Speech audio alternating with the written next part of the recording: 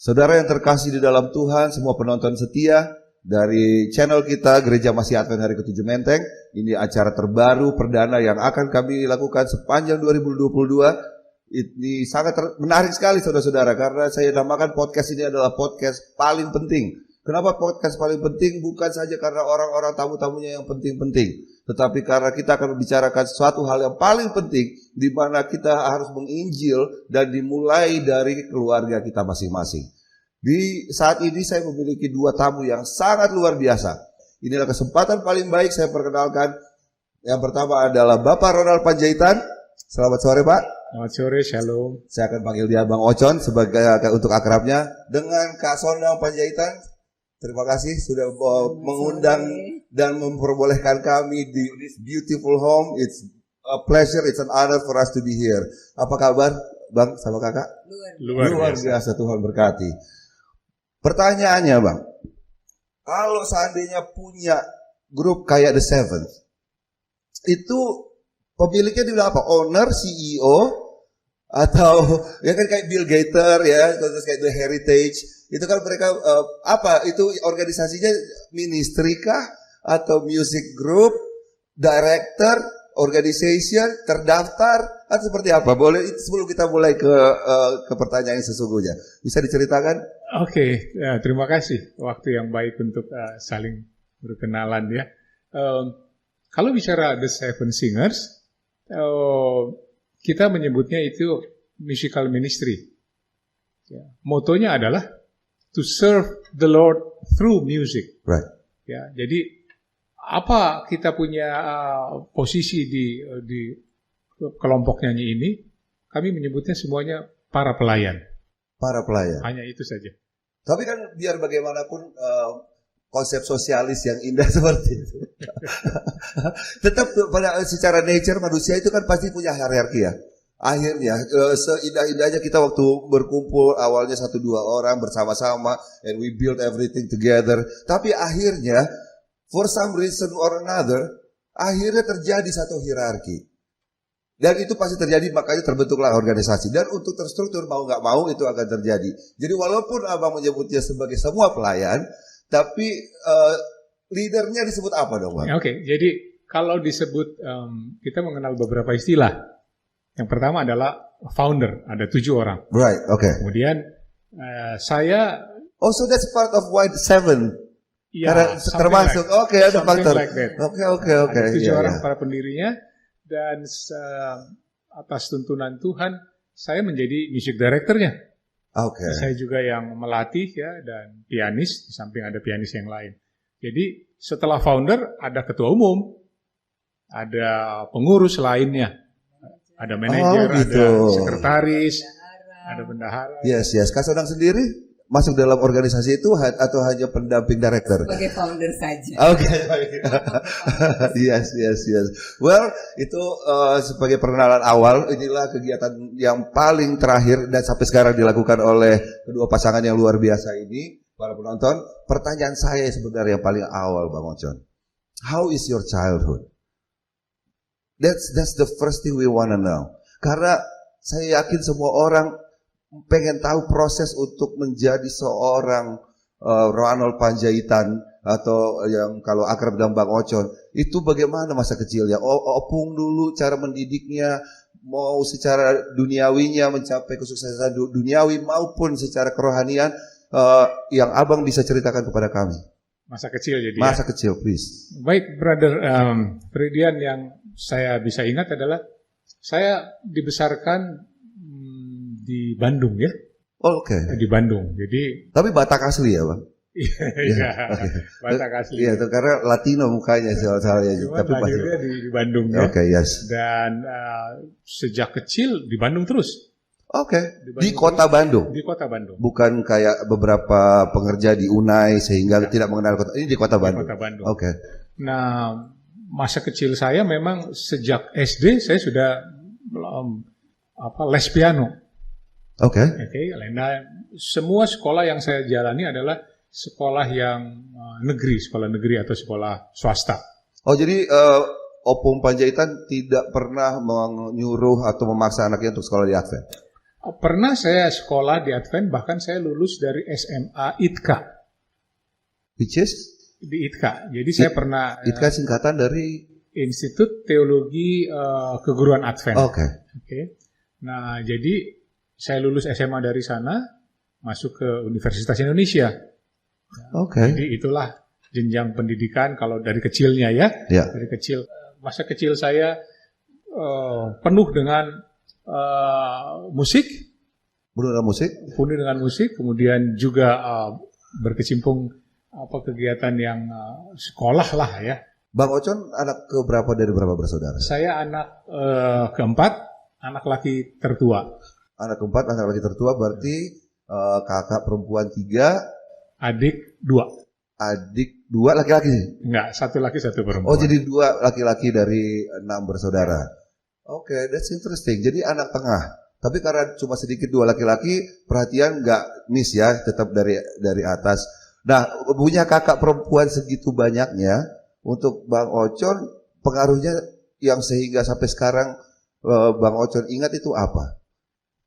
Ya, senang mempunyai kakak yang... Kebanyakan kita pikir kan anak-anak cewek main boneka-bonekaan gitu kan. Terus adiknya yang cowok dibikin seperti boneka gitu kalau kita lihat. Atau gimana? Bang Ocon bisa share sama kita. Kalau kakak saya yang wanita, seingat saya tidak terlalu mencampuri kegiatan kami yang laki-laki. Oh gitu? Iya, mereka enggak. Apa karena gapnya jauh atau enggak? Enggak juga. Oh enggak juga. Oh jadi yang cewek main sama yang cewek, yang laki-laki main sama yang laki-laki.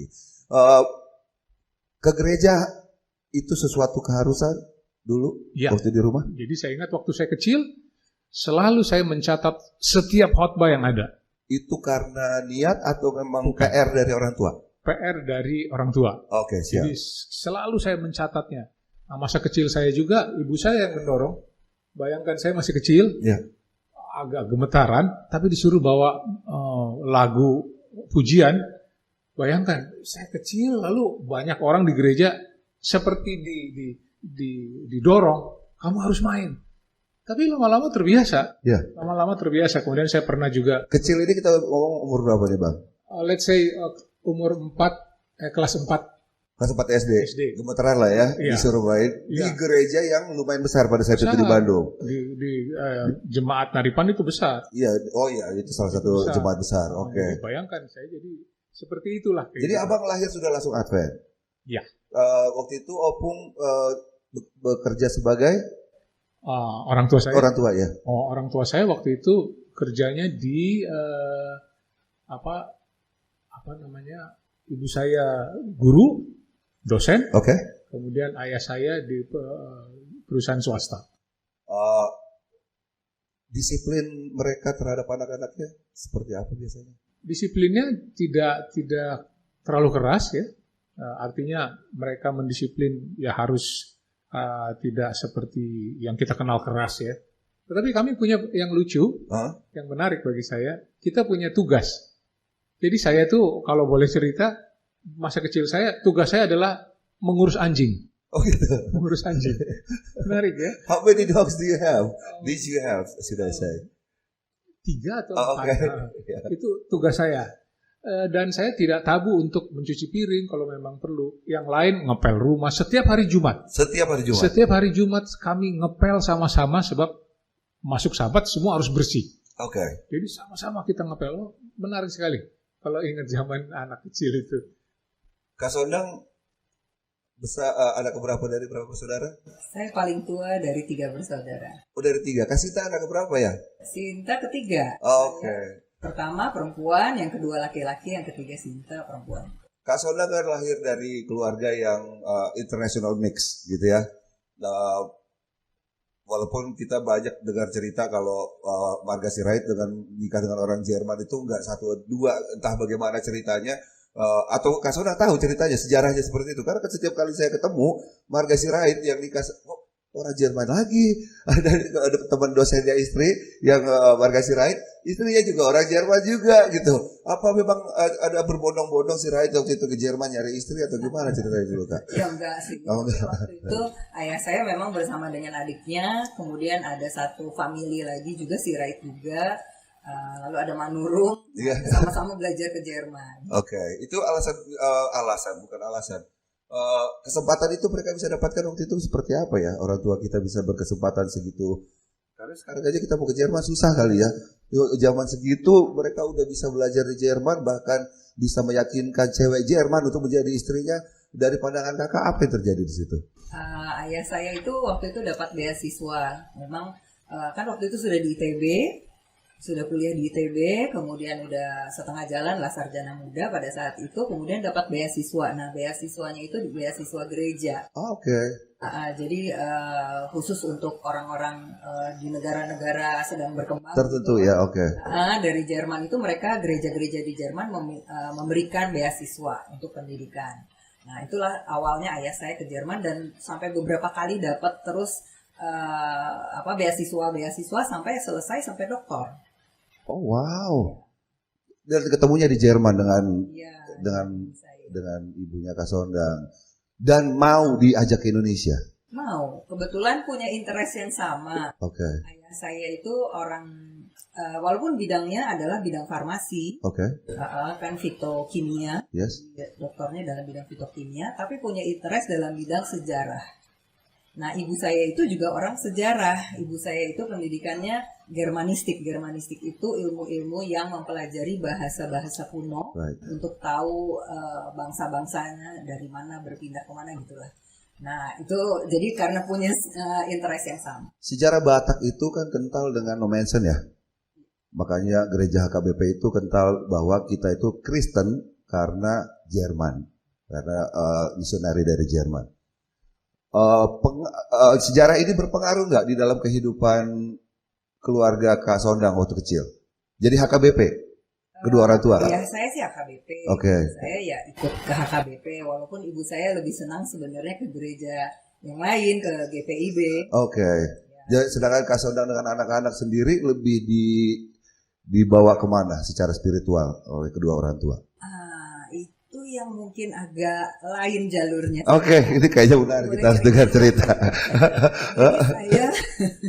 Jadi saya itu sebetulnya waktu kecil, saya waktu itu entah Roh Kudus panggil saya untuk harus rajin ke gereja. Saya setiap hari Minggu pagi jam 6:30 pagi sekali sebenarnya gerejanya itu, saya berangkat sendiri naik sepeda. Di mana ini? Sekolah minggu waktu itu saya Di Jakarta. di Bandung. Saya Di Bandung juga. Iya. Oke. Saya hanya sampai usia 2 tahun di Jerman. Oke. Akhirnya di Jerman, tapi setelah itu kami datang ke Indonesia, kemudian tinggalnya di Bandung.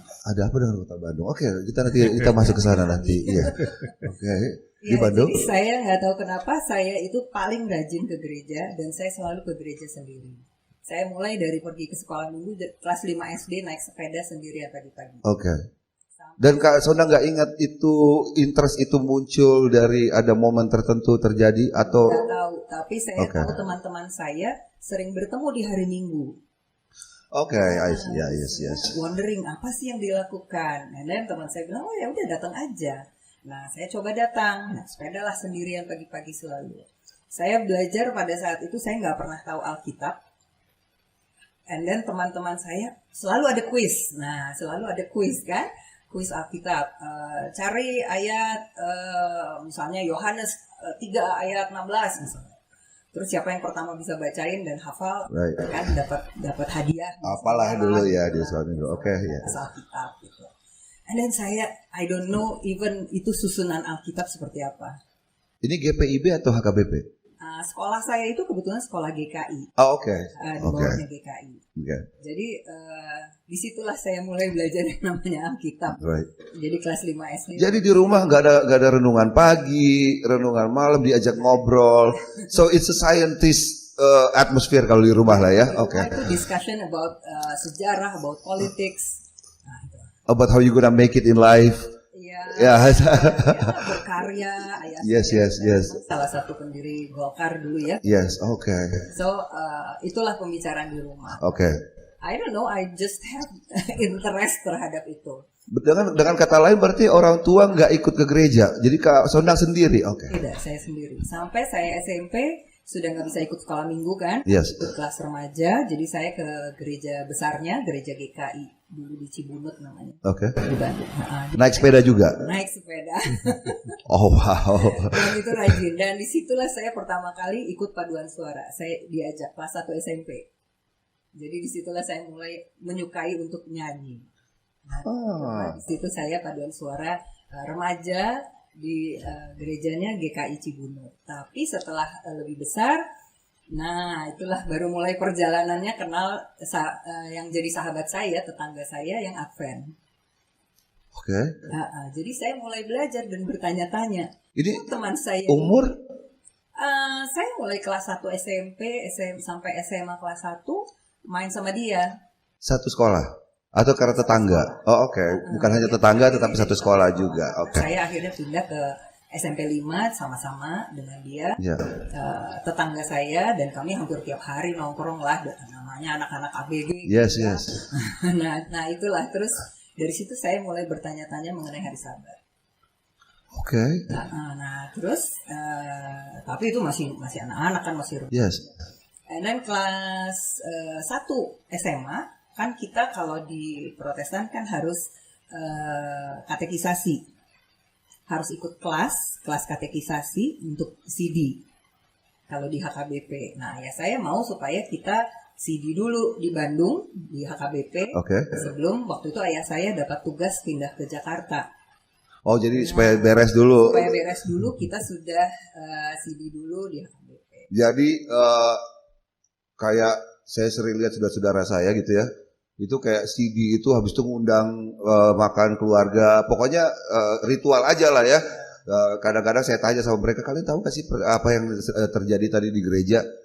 Pada dasarnya mereka nggak tahu. Pokoknya habis itu mereka mau makan-makan dan pesta. Jadi acara besar waktu habis CD. Tiga-tiganya atau Kak Sondang aja? Enggak, saya sama adik saya yang laki-laki. Oke. Sama ikut kelas katekisasi.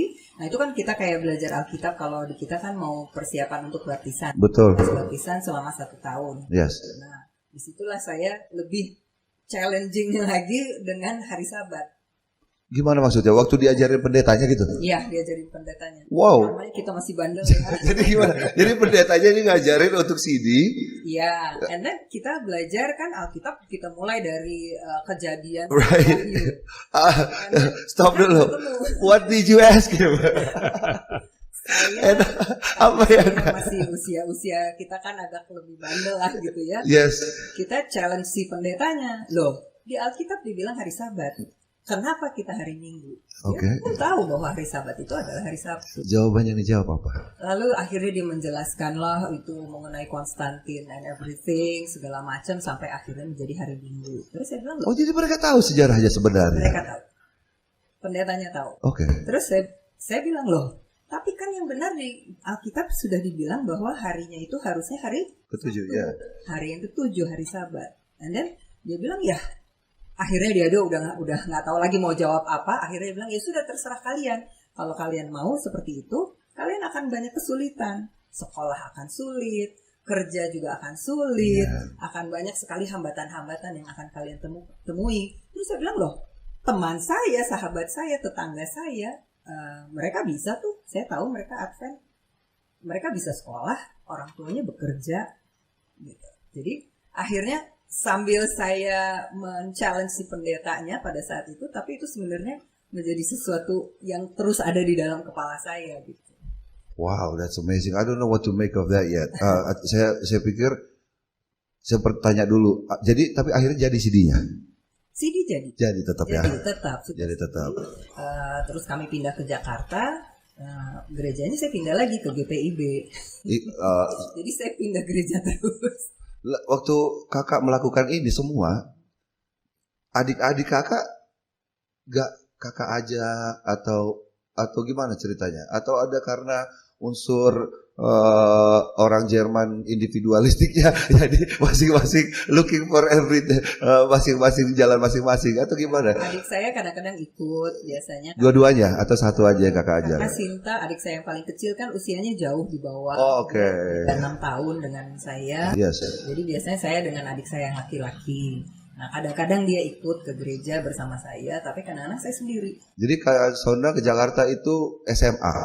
SMA kelas 2. SMA kelas 2. Masuk SMA mana? SMA 11 dulu, namanya 11 sebelum dia jadi 70. Oh gitu. Boleh saya tanya selisih umur Bang Ocon sama Kak Sondang berapa tahun? 4,5. Berarti kalau Kak Sondang waktu pindah ke Jakarta kelas 2 SMA, berarti Bang Ocon lagi ngapain? Kuliah barangkali ya. Kuliah barangkali di yang S1, yang UI. Di UI saya. Di UI. Oh, S2-nya di mana? Di UI juga notariat ya. Waktu ambil doktorat di STT IKAT. Oke. Kalau gitu pas lagi Kak Sondang SMA, Abang kuliah. Kira-kira begitu. Waktu Abang lagi kuliah, itu spiritualnya lagi seperti apa keadaannya? SMA kuliah. Oh, zaman SMA kuliah. Iya. Atau gini deh, saya tanya supaya agak spesifik sehingga mereka bisa ngebayangin. Udah kenal Kak Sondang pada saat itu belum? Belum ya. Belum Ya. Nanti aja kita ke sana ya. Berarti tapi pacaran udah? Ya. Udah sering? Ya sering. Iyalah ya. Normal. Normal. Emang udah pacaran normal dalam artian jadi gini. Ada beberapa orang yang saya nggak mau. Saya mau satu dan saya mau lama prosesnya nembaknya, but when I'm sure she's gonna be the one and one only. Terus ada tipe yang tidak seperti itu. Yang bisa saya katakan berarti Abang tidak termasuk yang seperti itu. Rasanya tidak. Oke. Can you tell us bagaimana Abang mengarungi selama SMA dan kuliah? Well, seperti anak muda umumnya lah ya. Okay. Artinya ada masa-masa bergumul dalam pengertian ya. Ada masa bandelnya ada, and then tapi satu hal yang membuat saya heran sampai sekarang, walaupun saya bandel, saya main musik sekuler, tapi setiap hari Jumat saya itu sudah prepare for Sabat. Itu aneh bagi saya. Sekarang ini saya menyadarinya. Jadi bahkan ketika saya masih mahasiswa, saya main musik sekuler di Jakarta. Saya nggak bekerja, main musik pada hari Sabat. Itu kan aneh. Saya melakukan pelanggaran yang lain, tapi yang ini enggak. Oke, pelanggaran yang lain seperti apa? Ya, kenakalan anak muda umumnya ya saya lakukan. Gitu. Jadi misalnya kita ngomong ngeband di kafe, iya. Abang sebagai pemain keyboard, iya. Kira-kira gitulah ya. Terus musik-musiknya tahun berapa ini Bang? 70-80 lah ya. Wow. Jadi mainin lagu Queen, lagu Beatles, just name it. Pokoknya karaoke berjalan lah ya. Whatever request yang diminta. Kira-kira begitu. Oke, terus itu berapa orang anggota bandnya? Yang paling Abang ingat aja lah. Kan biasa band pecah, habis itu gabung dan segala macam. Yang paling berkesan anggota bandnya Abang waktu zaman-zaman itu? Wah, apakah etis kalau saya sebut namanya ya? Gak usah bahas namanya dalam artian gini deh, are you guys making money? Yes. Oh, oke. Of course. Jadi saya masih ingat bahkan mobil saya pertama, ya, walaupun tidak baru, saya beli hasil dari main band. Oh wow. Jadi sebenarnya nggak nakal-nakal amat lah Bang ya. Karena kebanyakan anak-anak band yang saya tahu hasil dari main bandnya itu habis di minuman yang dia minum pada saat itu. Oh enggak. Iya kan? Jadi kadang-kadang saya bingung gitu lihat ya, kamu main band. Misalnya bayaran taruhlah kita ngomong 5 juta, ada 5 orang. Berarti kita bagi sejuta, misalnya seperti itu. Yang ada, yang satu ini gak pernah kebagian uang karena sudah habis dia minum malam itu gitu. Ini gak sampai kayak gitu, tapi bisa beli mobil ya Bang ya? Bisa beli mobil. Oke, that's not bad. Saya kuliah bawa mobil sendiri. Dan sebagai sesama anak band Bang, itu biasanya yang terjadi adalah pemain gitar dapat cewek duluan. Enggak, terbalik, vokalis dapat cewek duluan. Pemain gitar dapat cewek yang paling cantik.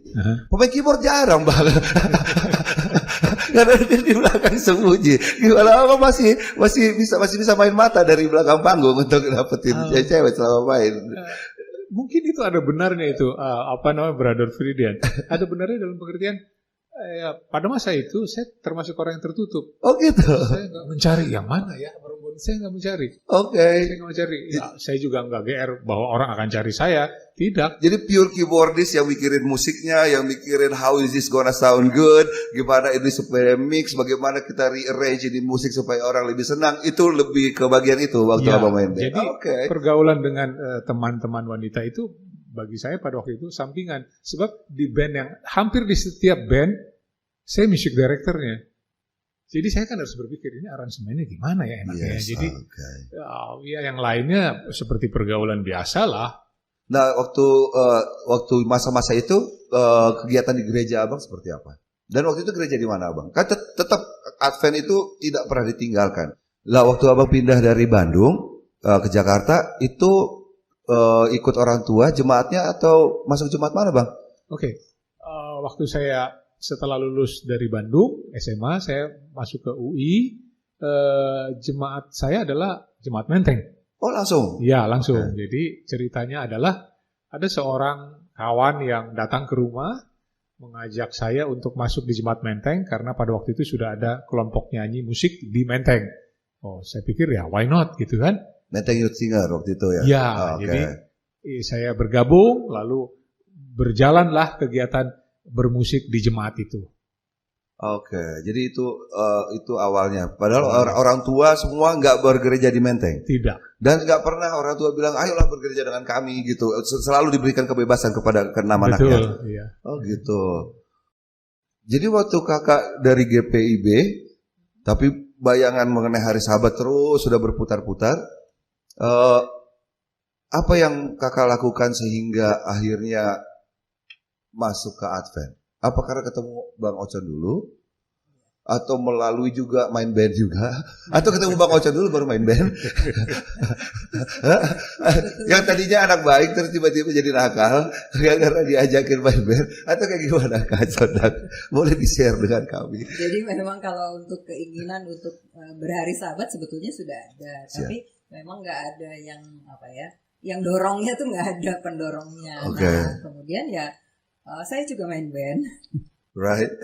Oke, jadi kita pas ketemu. Makanya aura kita kayaknya nyambung lah ya. Mudah-mudahan kita disucikan oleh Roh Kudus, tidak memikir-mikirkan hal yang berlalu.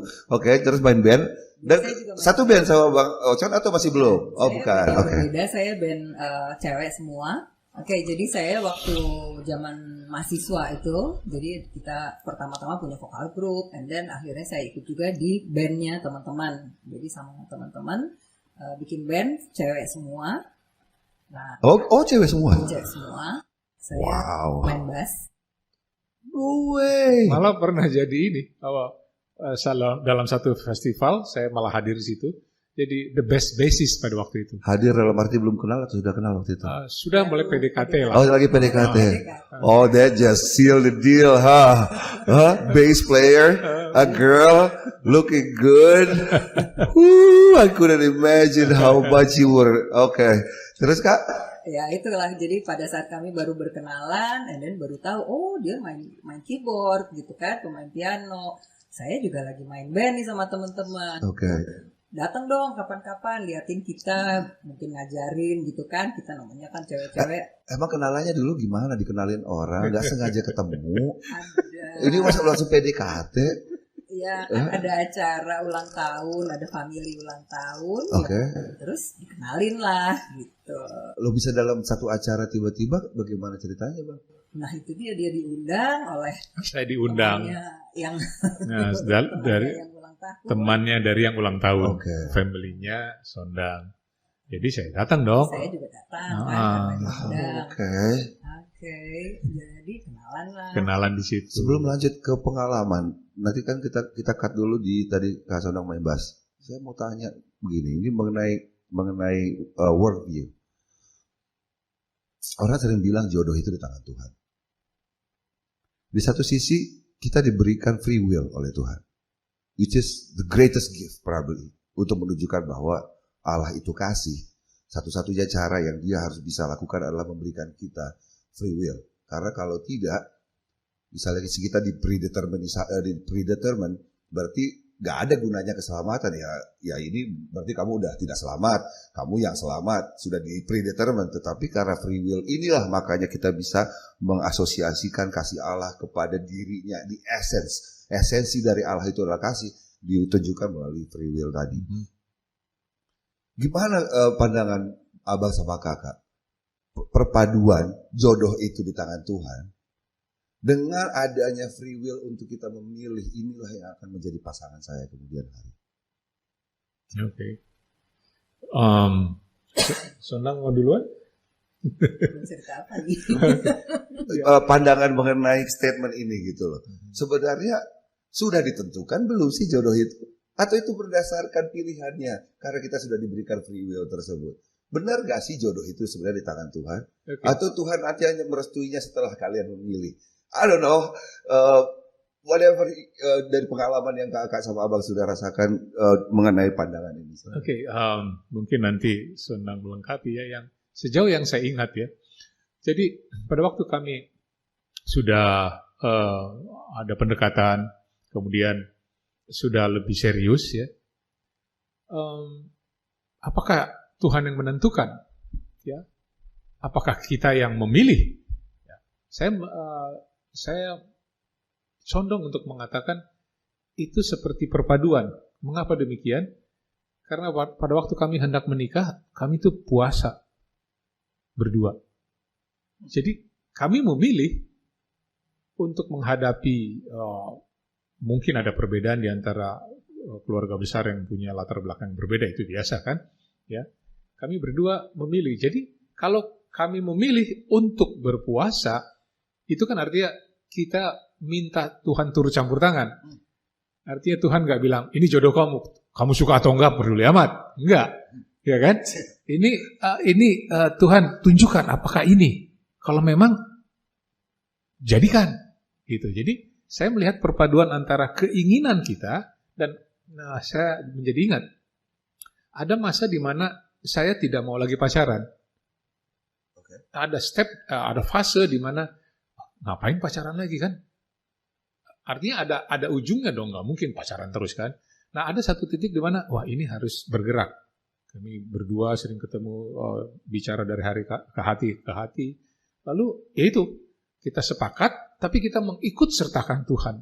Jadi apakah Tuhan menjodohkan? Ya. Tapi apakah ada free will kita? Ya. Itu yang saya bisa share. Menurut kakak harus balance atau tetap lebih banyak Tuhan? Karena kalau memang jodoh di tangan Tuhan dan free will kita memang dikasih seperti Bang Ocon barusan jelaskan, kenapa perceraian begitu banyak? Kalau menurut saya sih sebetulnya memang nomor satu sebetulnya kalau yang saya rasakan adalah memang Tuhan yang pimpin, Tuhan yang tuntun gitu, kok bisa kita ketemu gitu. Nah, dan pembicaraan kami waktu baru mulai berkenalan sudah mulai lebih dekat, terus bicara bahwa ada hari Sabat, saya nggak ada resistance sama sekali dan saya justru sudah lama mengidam-idamkan untuk bisa memelihara hari Sabat. Tiba-tiba Tuhan kasih gitu orang yang akan membawa saya, mendorong saya untuk kita bisa bersama-sama berhari Sabat. Kak Sonang berdoa kan, kalau tadi Bang Ocon bilang berdoa bersama-sama berpuasa untuk menilai bahwa benar ini pasangan saya, itu maksudnya Bang berdoanya? Karena kami mau melangkah untuk pernikahan.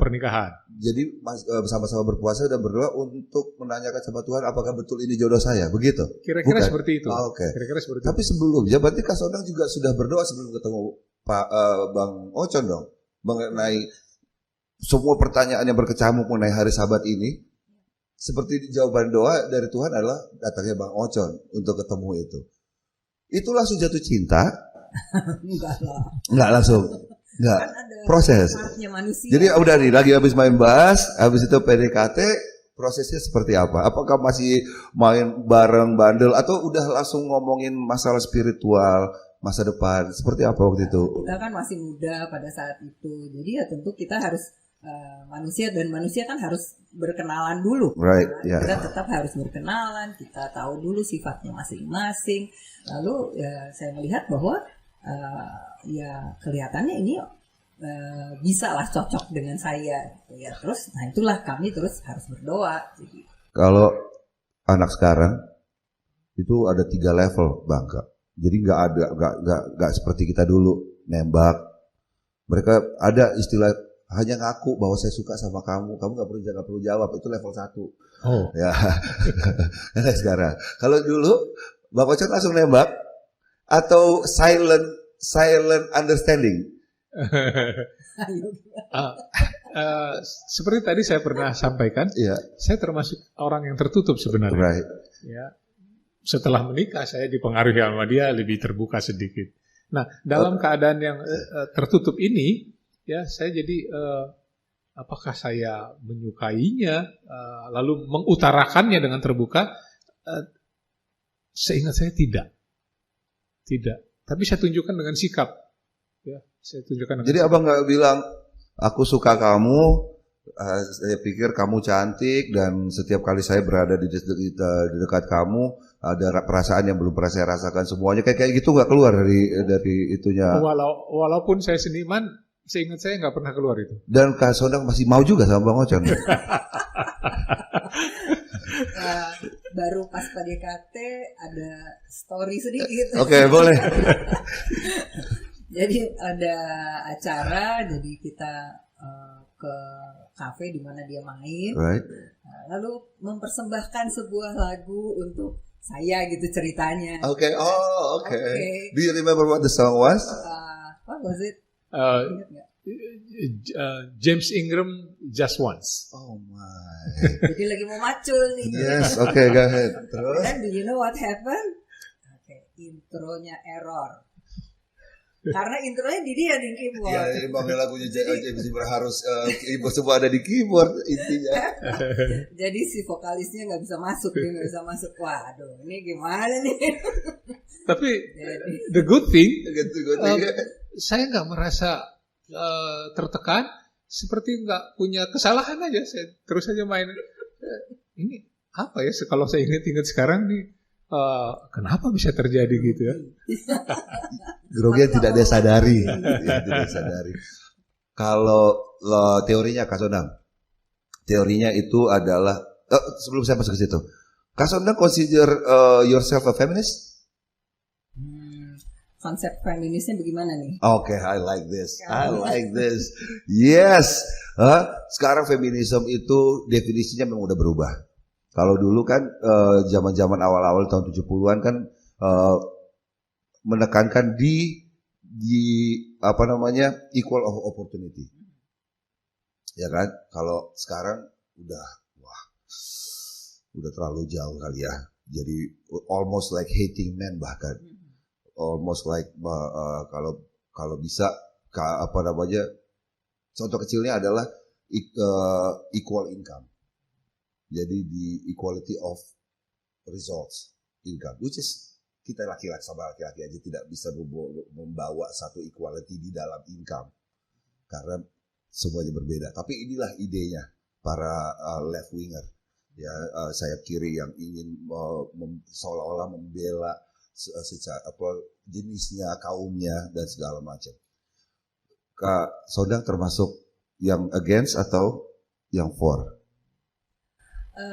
Dari kedua konsep feminisme dari dulu dengan yang sekarang sih sebenarnya dua-duanya enggak. Tapi saya menganggap bahwa perempuan juga punya peran di dalam melakukan berbagai hal, bisa bekerja, bisa maju di dalam pendidikan, di dalam pekerjaan dan karir. Jadi, the reason why I have to ask this is very important because ini menjadi kendala untuk anak-anak sekarang dan keluarga-keluarga muda, tidak bisa membedakan apa namanya peran perempuan walaupun dia bekerja dan berkarir, sehingga banyak laki-laki yang menjadi weak. Jadi para perempuan ini berpikir bahwa saya harus sama dengan laki-laki, tapi bukan dia menjadi sama dengan laki-laki, dia jadi menjadi laki-laki. Akhirnya apa yang terjadi? they're making their sons weak. They're making their husband or boyfriend weak. Jadi lemah. Akhirnya yang rugi perempuannya sendiri, because we don't want any weak man. Kita nggak mau ada laki-laki yang lemah. Ya siapa yang melindungi? Akhirnya kan seperti itu. Nah, Kak Sondang menghadapi itu seperti apa? Biar bagaimanapun Kak Sondang punya posisi yang dihormati di lingkungannya dalam karir dan segala macam. Sebelum menikah dengan Bang Ocon, apa yang Kak Sondang lihat? Karena teorinya adalah perempuan itu date up. Date up dalam artinya I want a man that is above me, yang di atas saya, supaya saya secure. Minimal horizontal. I want a man potentially yang bisa membawa saya mau secara ekonomi, maupun secara spiritual, maupun sebagai imam di dalam keluarga. Itu teorinya seperti itu. Laki-laki date down karena dia maunya sebagai pelindung, jadi disayangi, tapi dia maunya dihormati, dia yang melindungi dan menyayangi. Teorinya kan seperti itu. Nah, pandangan saya pribadi, saya nggak tahu saya mewakili banyak orang atau tidak. As beautiful of a couple you guys are, from the eyes, dalam melihat secara fisik. Kebayang bagaimana kalian masih bisa sampai sekarang di umur 60-an dan sukses mendidik anak-anak sehingga mereka tetap di dalam Tuhan. Tapi masih bingung gimana ini supaya bisa diterapkan ke anak-anak muda sekarang. Menempatkan karir dan posisi sebagai istri tanpa membuat Bang Ocon feeling weak. He still looks like he is in control. Tapi kalau di-separate, kakak sebenarnya is pretty high up there gitu loh maksudnya. Bisa di-share dengan penonton kita, because I think this is very important. Anak-anak sekarang, aduh, saya nggak tahu cara jelasinya soal mereka. Mungkin Kak Sondang bisa bantu. Oke, baik. Barangkali saya selalu berkaca juga kepada orang tua saya ya. Yang saya lihat dari orang tua saya, ayah saya berpendidikan, ibu saya juga berpendidikan. Dan selalu ada banyak diskusi di dalam keluarga, di dalam rumah tangga, tapi tetap imamnya dan kepala di dalam rumah itu tetap ayah saya. Jadi karena melihat dari orang tua seperti itu, saya juga memiliki satu konsep yang sama. Jadi walaupun saya punya pendidikan, saya punya pekerjaan, tetap yang menjadi kepala di dalam rumah tangga adalah suami saya. Gitu. Jadi tetap saya harus look up to my husband gitu. Dan bagaimana kakak bersikap sehingga itu sampai pesannya ke Bang Ocon? Ya tentu dalam keseharian kami gitu. Jadi kalau ada sesuatu yang kita discuss gitu, kalau mau melakukan sesuatu kan pasti kita discuss dulu kan. Right. Nah dalam discussion itu kan bukan artinya ada yang superior, ada yang inferior kan. Tetapi dalam diskusi itu kita punya satu level, tapi kita bisa saling sharing kan di situ. Jadi kita bisa saling mengisi. Jadi memang tidak mungkin oke, saya lebih pintar gitu, terus saya yang harus menentukan, nggak gitu. Tapi kan kita bisa discuss dan seringkali justru di dalam berdiskusi itulah kita bisa saling mengisi, baik mengisi dalam berbagai hal yang sifatnya duniawi, tapi juga mengisi dalam hal kerohanian. Jadi waktu Bang Ocon menikah dengan Kak Sondang, Bang Ocon termasuk laki-laki yang berdiskusi atau berargumentasi dengan Kak Sondang mengenai where you want to bring this family spiritually waktu mendidik anak-anak, atau itu sesuatu yang berjalan begitu aja? Ya, ini saya pikir menjadi berkat ya. Ketika anak-anak sudah mulai besar, ya. Sebelumnya anak-anak kami bukan sekolah di sekolah Advent, ya. Tapi ada titik di mana kami sepakat bahwa ini waktu untuk mereka sekolah di sekolah Advent. Nah, apakah itu saya yang menentukan atau dia? Tidak. Nah, dan kami rasanya nggak pernah arguing ya tentang hal-hal seperti itu. Okay. Jadi artinya ada saat di mana bahkan Sondang yang bertanya, jadi gimana ya? Bahkan sampai sekarang, jadi gimana ya? Tapi pada sebaliknya ada poin-poin yang saya bertanya kepada dia, enaknya gimana ya? Saya nggak tahu apakah itu kebetulan, tapi saya merasa itu berkat. Boleh dikatakan kami nggak pernah arguing yang sangat hebat, enggak. Apa pernah arguing? Ya, karena kami manusia biasa gitu. Right. Tapi seingat saya seperti itu. Untuk menentukan anak mau sekolah di mana, akhirnya bagaimana? Saya bertanya kepada dia, dia juga bertanya. Mungkin saya luruskan kata arguing, maksudnya a healthy argumentation gitu maksudnya. Ya, Dalam artian ada poin yang ada isu, Mhm. lalu di-raise sama Kak Soda misalnya, terus kalian berbeda pendapat mengenai Ya. isu tersebut, itu how you guys handle it, ya, terutama masalah spiritual atau mendidik anak. Karena kita lagi ngomong discipleship, how in family. Pernah saya juga bertanya ini untuk diri saya sendiri karena anak-anak juga baru kuliah dan SMA. Apa sih sebenarnya kalau yang sudah dilakukan sama Bang Oco sama Kak Sondang untuk memastikan bahwa anak-anak ini mungkin belum sekarang, tapi sudah dipersiapkan kalau nanti waktunya dia sudah berniat untuk mau menginjil, untuk dia mau mengajak orang, itu dia sudah terbekali dengan komplit. Apa abang buka Alkitab, terus kita raise issue, terus dia bilang, oke, what do you think? atau seperti apa? Lebih detailnya, karena I think it will be very helpful for some people knowing what you guys have done. Oke. Yang saya ingat saya lakukan adalah anak-anak kita pada masanya itu kan terlalu banyak, katakanlah, yang menarik perhatian mereka dalam keseharian mereka. Ya. Jadi bagaimana membangun spiritualitas mereka di dalam diri mereka? Yang kami lakukan adalah kami melakukan renungan pagi. Ya. Jelas ya. Renungan malam agak sulit, tapi renungan pagi kami lakukan. Dan kami mengarahkan mereka memang. Mereka untuk pilihan-pilihan tertentu. Tapi kami tidak pernah bilang, kamu harus begitu. Seingat saya tidak. Oke. Jadi, bahkan ketika anak saya mau pindah jemaat, oke, kamu sudah berdialog dengan Tuhan, kamu sudah doakan, go ahead. Nggak selalu harus bersama kami. Kira-kira seperti itu jadi pembelajarannya. Nah, di belakangan ini, saya sering untuk melakukan kirim teks ke mereka. Oke. Ya.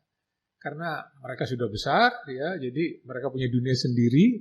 Saya mempunyai dorongan hati, saya punya kewajiban seberapa kecil pun saya harus melakukan. Jadi setiap pagi. Teks ini dalam artian just personal text atau ada hubungannya dengan spiritual? Dengan spiritual. Oh, oke.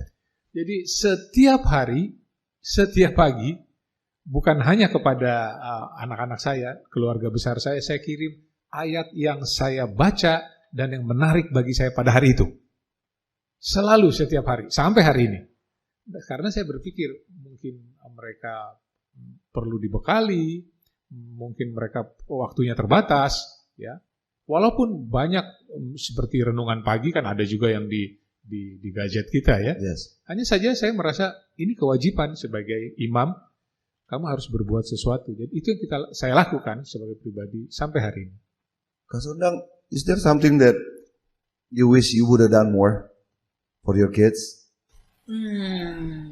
Mungkin ada. Waktu masih kecil, anak-anak, saya harus titip selalu di rumah orang tua saya. Karena saya harus kerja, kan waktu itu masih harus PTT ya. Jadi waktu itu saya di Bogor kan. Nah, ya kalau bisa saya lebih banyak waktu untuk bersama dengan anak-anak pada saat mereka masih kecil-kecil, mungkin lebih bagus. Tapi itu tidak bisa dihindari karena memang sudah berlalu ya, sudah lewat, dan ada memang hal-hal yang harus kita kerjakan yang memang tidak mungkin kita hindari. Saya pernah salahkan bapak saya. Saya nggak tahu ini salah atau benar. Cuma menurut saya bilang sama dia gini, kalian pengen meningkatkan perekonomian, tapi ilmu untuk setelah mencapainya kalian nggak dapat. Kalau dari pengalaman abang, kalau menurut saya semua orang bisa kita bilang ada yang sukses, ada yang enggak. Tapi ya sekali lagi, based on apa yang kita bisa lihat dari mata manusia, perekonomian abang sama kakak bisa dibilang lumayan. Lalu anak-anak besar dengan privilege. Nah, bisa seperti itu prosesnya seperti apa? Apakah karena memang sudah tahu, memiliki ilmu yang tinggi atau pengalaman-pengalaman tertentu sehingga you know what to do. Because a lot of people nggak tahu loh Bang. Kak, mereka nggak tahu. They know how to reach that economic power, but they don't know how to translate that to raise their kids. And ini berantakan semuanya. Do you have any tips that you guys did or experience that you guys can share? Okay, so filosofi yang ada di rumah tangga kami adalah di luar Kristus kamu tidak bisa berbuat apa-apa. Nah, berangkat dari filosofi itu, jadi apa saja yang mau dicapai harus bersama dengan Kristus. Termasuk mencari mata pencaharian. Nah, kalau kita sudah sampai kepada sesuatu yang kita tuju yang berkaitan dengan hal-hal ekonomi, ya kamu harus membagikannya atau mempergunakannya tetap di dalam Kristus. Dan itulah yang saya coba ajarkan kepada anak-anak, yaitu bahwa kalau kamu mau sukses, berjalanlah bersama dengan Tuhan. Kalau kamu sudah punya apa yang kamu cita-citakan, pergunakanlah, tetap berjalan bersama dengan Tuhan. Itu yang saya tahu, yang saya coba tularkan kepada anak-anak gitu loh. Jadi apakah mereka mulai dari nol? Tadi saya dengar ada sebut-sebut dari nol ya. Angkatan orang tua saya kan begitu, dari petani merantau, yang bisa lah disebut dari nol gitu kan. Ya. Jadi mereka berpikir bahwa cara mendidik anak yang benar adalah seperti itu, padahal mereka sudah sukses kalau ukuran dari mana mereka berasal gitu kan. Nah, menyampaikan ke anaknya ini, apakah saya bawa mereka jalan-jalan atau sebenarnya saya mau kasih tunjuk sama mereka bahwa the way of success is my way. You have to start from zero. Akhirnya tertekanlah anaknya, karena dia disekolahin, dia teman-temannya udah tidak lagi melalui hal itu. Dia minta gadget gak dikasih, kamu harus mulai dari nol. Dia minta mobil gak dikasih, kamu harus nol. Dia akhirnya depresi, dan ya salah satu sepupu saya yang seperti saya ceritakan tadi gitu. Jadi rasanya mereka tidak kami tekan untuk kamu harus mulai dari nol. Kamu harus tahu apa artinya sakit. Tapi sejauh yang bisa saya lihat, mereka appreciate apa yang mereka bisa lakukan. Ya, mereka sangat appreciate, dan itu kita tidak minta kamu harus melakukannya seperti Bapak gitu. Enggak. Apa yang bisa mereka lakukan itu kita hargai. Jadi bahkan saya ingat anak laki saya, tanpa saya ajari ya, kok dia bisa gitu mencari sesuatu ya yang dia earn sendiri, and then ini yang kalau saya kaitkan dengan masalah spiritual, dia setia membayar perpuluhan. Tapi saya nggak pernah bilang, saya hanya kasih nasihat, setia ya, enggak, harus ya, bagaimana, sudah kah? Enggak, setia ya, bayar, karena nggak akan ada apa yang kamu capai kalau di luar Kristus. Jadi seperti itu kita mengingatkannya. Kita nggak paksa mereka, harus dengan cara saya, harus sakit dulu. Ya, mereka sudah mulai ditengahkan seperti tadi Brother Briden bilang. Apakah kita harus paksa? Rasanya tidak. Dan itu yang saya lihat. Barangkali kalau saya sih melihatnya apa yang kita bicarakan di rumah, yang biasa kita bincang-bincangkan di rumah, anak-anak kan melihat dan mendengar. Dan itu yang akan tertanam di dalam pikiran mereka pada saat mereka growing up ya. Nah, rasanya kita nggak pernah boleh lebih banyak porsi bicarain orang lah, bicarain hal-hal yang nggak penting sebenarnya untuk mendidik mereka. Setiap pembicaraan kita harus selalu ada unsur Kristus di situ, ya, dan selalu itu membuat membangun mereka, dan mereka tetap punya pegangan jadinya di dalam kehidupan. Artinya mereka tidak akan lari dari Kristus gitu. Mereka belajar selalu dari kecil, itu sudah harus selalu ada di dalam setiap obrolan, discussion apapun. Kalau seandainya tadinya Bang Ocon, waktu Kak Sondang jatuh cinta sama Bang Ocon, and then tiba-tiba, wah ini potensinya pasti oke lah. Kita ngomong duniawinya aja dulu ya.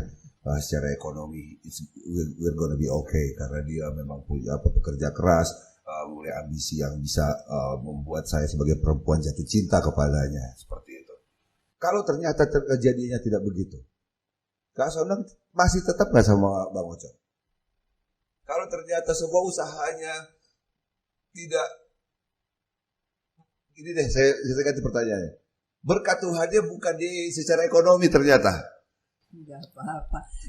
Saya mungkin karena dari keluarga saya sudah tidak ada konsep bahwa uang itu nomor satu. Enggak pernah di keluarga saya. Ayah saya itu selalu menekankan kepada kami semua kakak beradik, nomor satu adalah harus kita punya karya. Kalau kita nggak punya karya, kita nggak akan diingat orang, kita nggak akan dihargai oleh orang. Kita harus punya karya.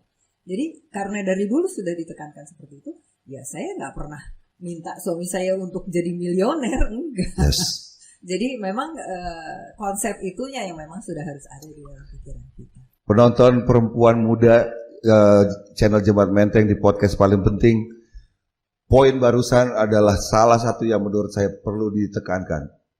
Bill Gates pernah berkata, dia bilang anak perempuan saya tidak akan pernah menikah dengan orang miskin.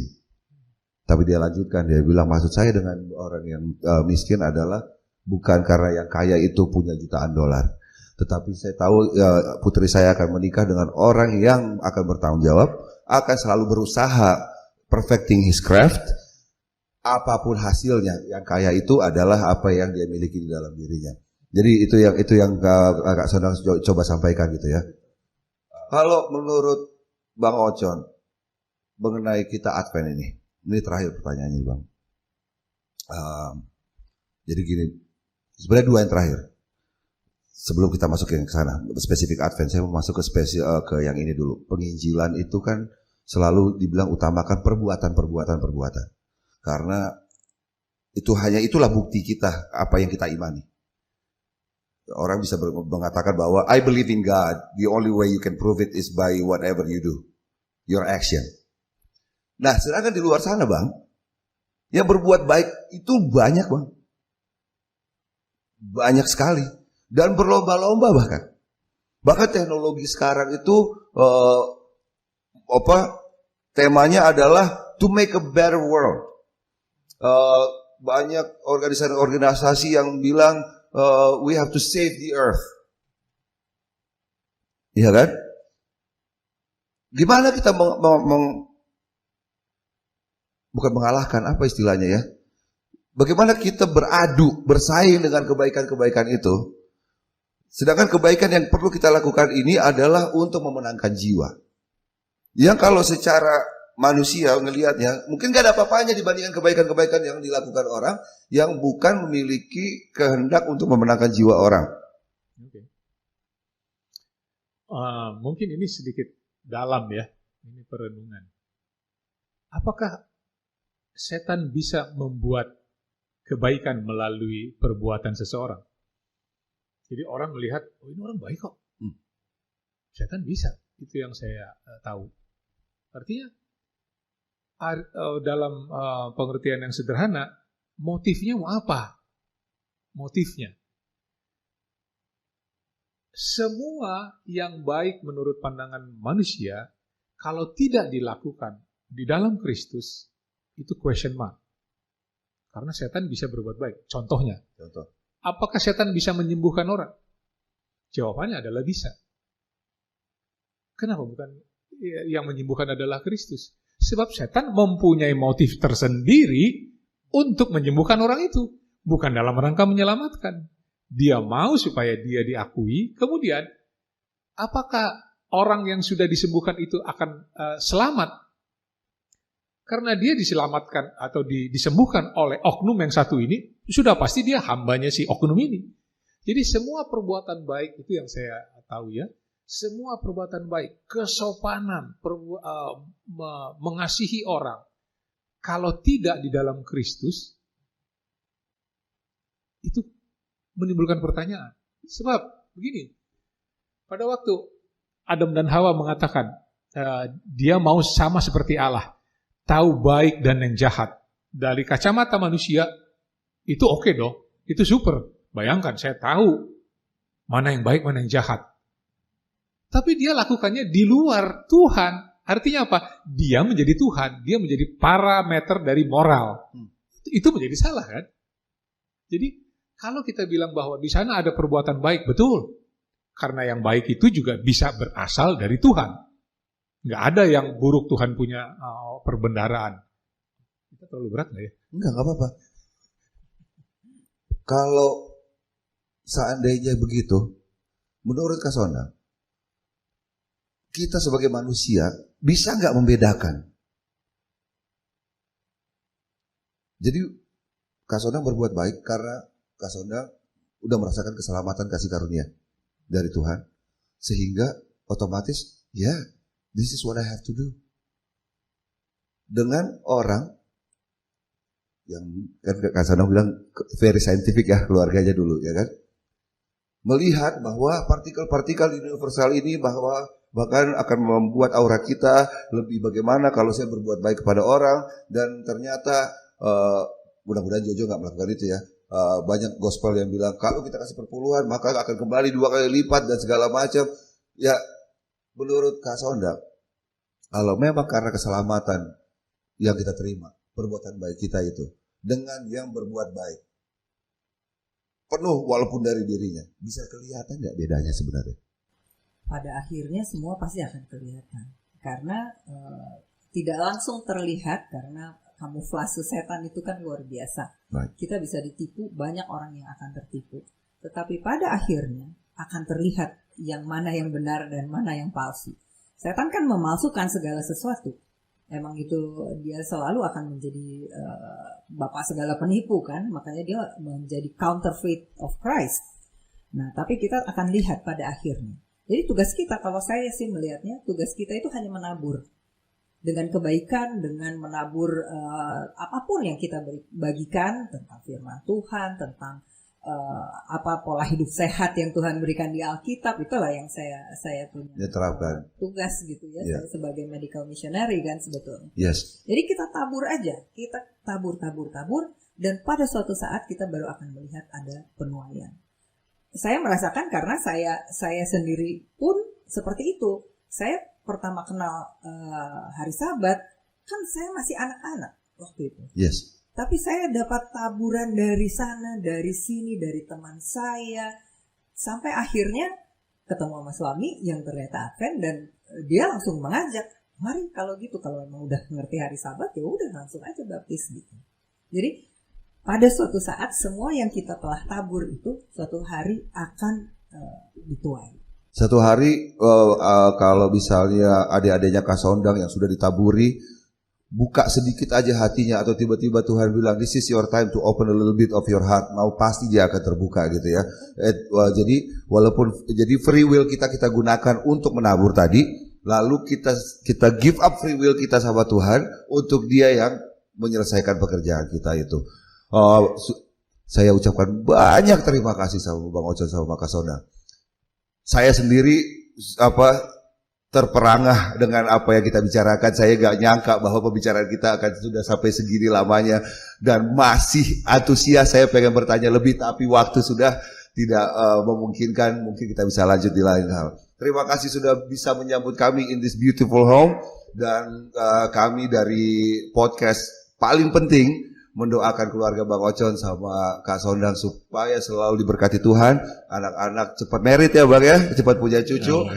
Kita doakan bersama-sama, dan itu apa yang kami bicarakan tadi ya, saudara-saudara penonton dan pendengar podcast, kami harapkan itu bisa menjadi berkat buat kita semua dan menjadi pelajaran yang penting bahwa sebenarnya kita harus buat standar yang tertinggi dalam pelayanan kita kepada Tuhan.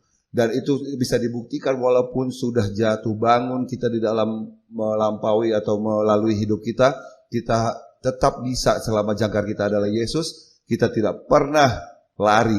Dan karena keselamatan yang kita sudah dapatkan itulah, makanya kita hidup dalam standar yang tinggi untuk melayani Tuhan kita.